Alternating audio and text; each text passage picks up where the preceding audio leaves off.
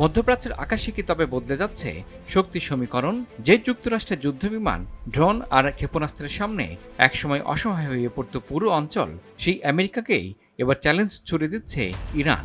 শুধু চ্যালেঞ্জই নয়, তেহরানের দাবি তাদের নতুন আকাশ প্রতিরক্ষা ব্যবস্থার আঘাতে ভূপাতিত হয়েছে মার্কিন MQ-9 reaper drone.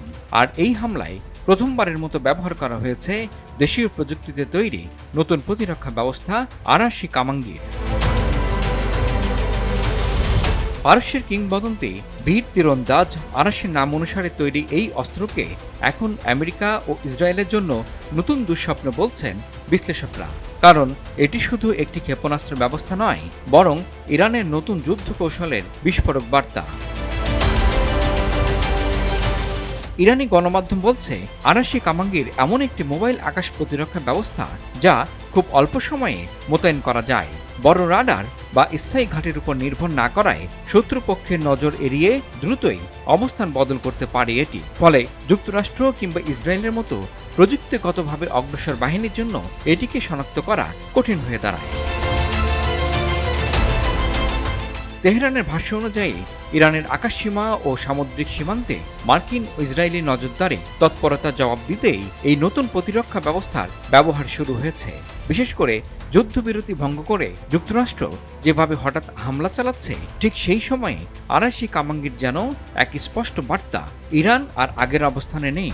UV protection যুক্ত Tibet luxury talcum powder, the next generation fragrance. বিশ্লেষকদের মতে ইরান বুঝে গেছে যে ব্যয়বহুল যুদ্ধ বিমান কিংবা বিশাল সামরিক ঘাঁটির সঙ্গে সরাসরি প্রতিযোগিতা করা তাদের পক্ষে সম্ভব নয়। তাই তারা বেছে নিয়েছে অসম যুদ্ধের কৌশল, কম খরচে দ্রুত মোতায়েনযোগ্য এবং মোবাইল প্রতিরক্ষা ব্যবস্থার মাধ্যমে যুক্তরাষ্ট্র ও ইসরায়েলের ব্যয়বহুল অস্ত্রকে চ্যালেঞ্জ জানাচ্ছে তেহরান। আর এখানেই বড় প্রশ্ন, তাহলে কি ইরানকে টোকা দেওয়ার ক্ষমতাও হারাতে বসেছে যুক্তরাষ্ট্র? সমালোচকেরা বলছেন, কয়েক মিলিয়ন ডলারের মার্কিন ড্রোন যদি কয়েক হাজার ডলারের দেশীয় প্রতিরক্ষা ব্যবস্থার সামনে ভূপাতিত হয়, তাহলে সেটি শুধু সামরিক ক্ষতি নয়, বরং কৌশলগত অপমানও। ইরান ঠিক সেই বার্তাটি দিতে চাইছে পুরো বিশ্বকে।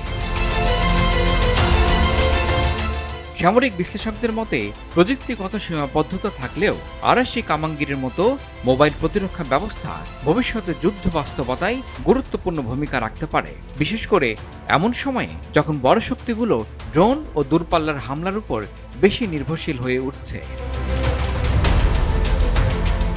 তবে ভয়ের বিষয় হলো, ইরান এখন শুধু প্রতিরক্ষা নয়, মনস্তাত্ত্বিক যুদ্ধেও এগিয়ে যেতে চাইছে।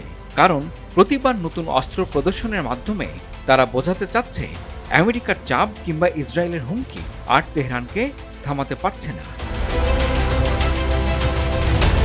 মধ্যপ্রাচ্যের উত্তপ্ত আকাশে তাই এখন নতুন প্রশ্ন, ইরান কি সত্যিই এমন এক প্রতিরক্ষা ঢাল তৈরি করেছে যা ভেদ করা মার্কিন যুক্তরাষ্ট্রের পক্ষেও কঠিন? নাকি এটি আরও বড় সংঘাতের আগাম বার্তা? ইমরুল হাসান, RTV।